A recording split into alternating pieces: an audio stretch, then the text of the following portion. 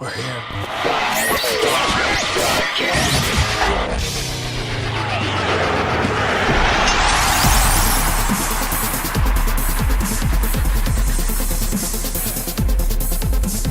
Hello and welcome to another edition of 5-Star Broadcast. I'm Andy Peck. And I'm Angelo Parenti. And before we get into today's episode, just want to remind you guys that we have a contest coming up, a Create a Wrestler contest. For more information, head on over to facebook.com/5star broadcast.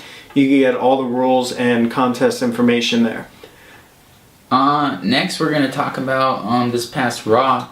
So might not be in perfect order. We're just gonna pick out some of the high points of the show or some stuff to talk about, and we're just gonna talk about first the Dolph Ziggler versus Fandango match. Is kind of Dolph's rematch from the previous night. What'd you think?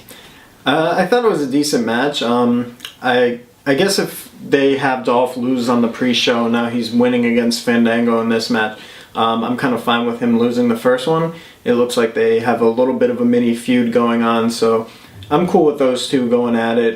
They're both good wrestlers, so yeah, it could be a cool feud. I mean, we'll see where it goes. I mean, Summer Rae got involved a little bit in the matches, so it looks like, you know, they're adding a little bit to it, and I like that. They're kind of, you know, working with the undercard and giving them more story. Yeah, not spoiling anything. I think they're having a match on Raw for the Christmas episode, so kind of the same thing they did with the Dolph Ziggler, Damien Sandow feud, so maybe, who knows, the winner will fight Big E again. Yeah, maybe.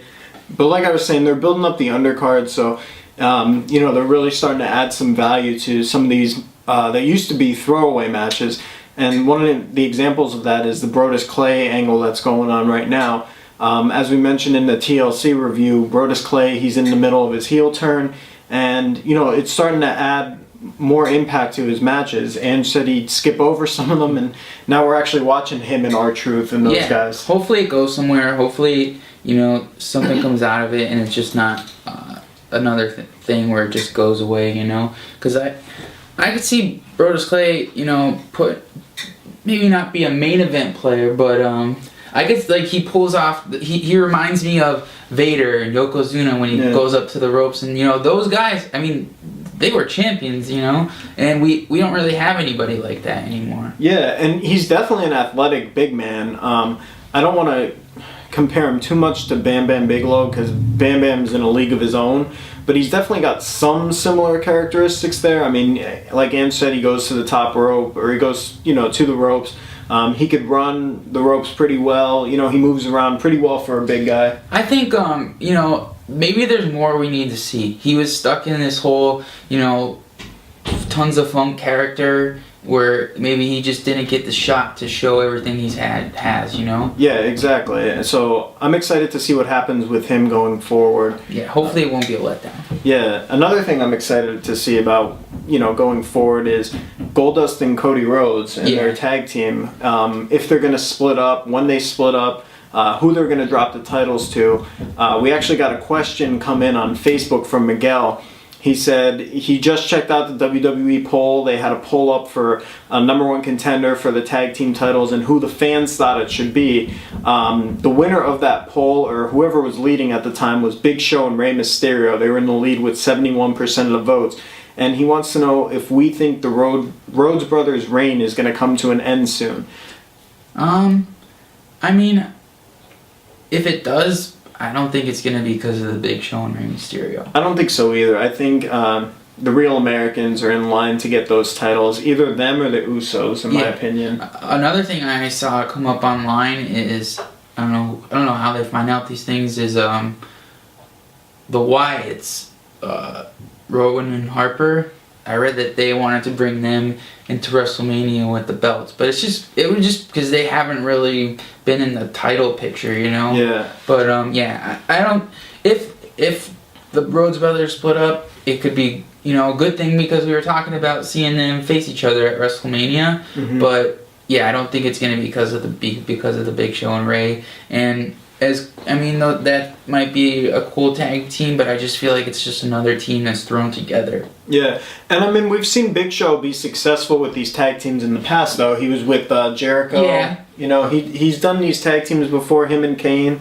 So he's definitely been successful with it. Maybe he kind of needs that. Maybe he's not, you know, can't really do singles anymore. He's just a big guy getting old. Yeah, and I think the team of them, I mean, they're both later in their career. They're still main attractions, but I don't think we're going to see like a main world heavyweight run out of either of these guys or a main title run. So I don't know. I think tag division might be good for them. Maybe the tag titles at some point, but I don't think they're going to be the people that take it off of the Rhodes brothers. No. But, you know, as I was saying, the Usos are probably somebody that I think, you know, could take it off them at some point, or maybe get it from the Real Americans to have it go from a face to a heel back to a face. And the Usos are popular with the fans because they won the WWE app poll to team with CM Punk to go up against the Shield on Monday. Yeah, I mean, they're a great team. They always put on good matches. There's these group of wrestlers anymore that you just love to see in the ring together. The Shield, the Usos, Punk, Bryan, like those have been the matches stealing the shows on Raw every night. But yeah, I could see the Usos being tag team champions, and it's cool because, you know, they're a tag team. You know? Yeah, and matching attire. I love matching attire, and I can't stress that enough. Yeah, matching attire and face paint. Yeah. I even said on Twitter on Monday that one of the things that kind of bothered me about the Rhodes brothers teaming up is that Cody is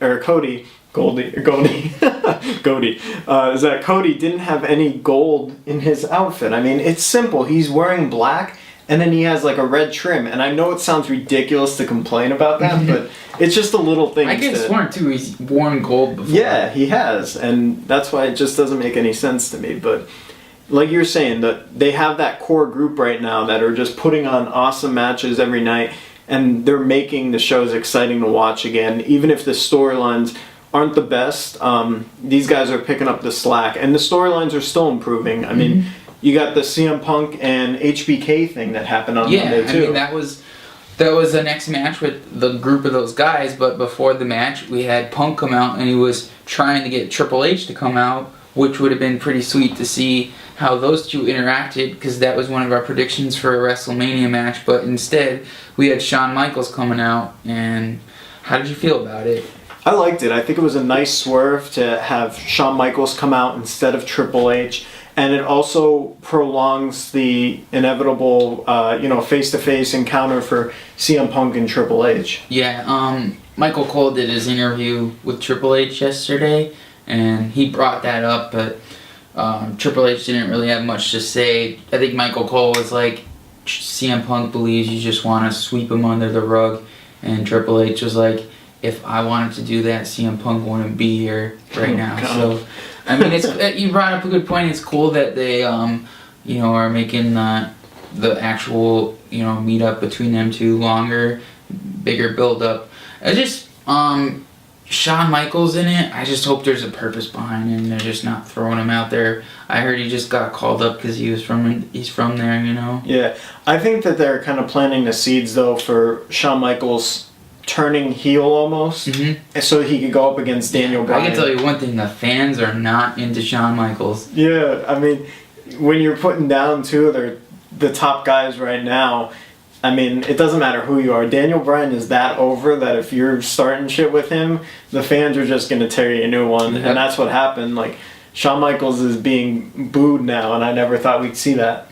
I thought if we were going to see a Shawn Michaels Daniel Bryan match, it might be like both of them being face going into it, but I'm fine with seeing a heel Shawn Michaels that really gets the crowd going versus a extremely over face Daniel Bryan. I think that would be an awesome match. Yep. But we're kind of touching more on future possible dream matches instead of Raw. So let's get back into Raw and touch a little bit on the Bella Twins, who were part of a six-way Diva tag match. Yeah, I mean, it was a little a better Divas match, and especially the ending when one of the Bellas got kicked right in the face. Yeah, that was a nice shot. She covered her mouth for the rest of it. I thought maybe she was bleeding or something, but there was definitely some contact there, and she took a hard hit. But the Divas matches have been improving, and normally what again would be just a throwaway match, a piss break, go grab some food from the refrigerator or something. Now you're actually staying, you want to see what's happening with them, and I think that's good. It's good to have a solid card with good workers top to bottom, and they're kind of doing that. And they're just not considered fillers anymore, you know? Exactly. And I think that's one reason why a lot of people want Raw to be back to 2 hours, which I'm fine with it. I love wrestling. It's just something to look forward to, but if Raw wasn't as long, there would be less boring filler matches. But I mean, if they're making up and they're not as much filler matches anymore, then I guess we have nothing to complain about. And they're actually good, so I'm good with that. And an awesome match was the ending of Raw with Randy Orton and Daniel Bryan. I thought it was a good match. Definitely one of the better matches we've seen on Raw. So yeah, great match. I just don't see why they didn't make it for the title, because we had the same match on SmackDown the Friday before. Yeah. That was the main event of SmackDown. It was Randy Orton and Daniel Bryan. And I mean, if they knew it was just going to end the same way as it did, what would have been the harm, you know? Unless they're holding it off for a later date. I think that would have made the main event for Raw much more bigger and something to keep the viewers in and get their ratings higher, because I think that's what they're looking for. My only issue with if they would have given Daniel Bryan the title match is he just lost the night before. Granted, it was to 3 people, but why should he get a title match? You know, that's my only thing with that. I think this would have been a good match, and was a good match for him to, you know, prove himself in a storyline sense. And Randy Orton took the cheap way out when he saw that he was losing.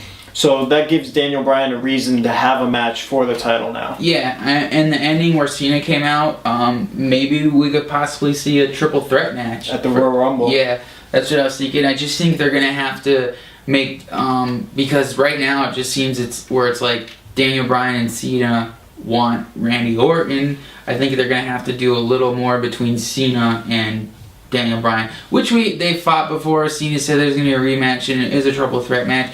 I just think they need to build up a little more tension between them two. Yeah, and I think it'll be easy to do. I mean, you got 2 guys that are kind of like, you know, being friendly and stuff. One thing happens and that could all blow up. Yep. But I think that's it for this episode, huh? Yeah, that's about it. Enter our contest. We're out of here. See ya.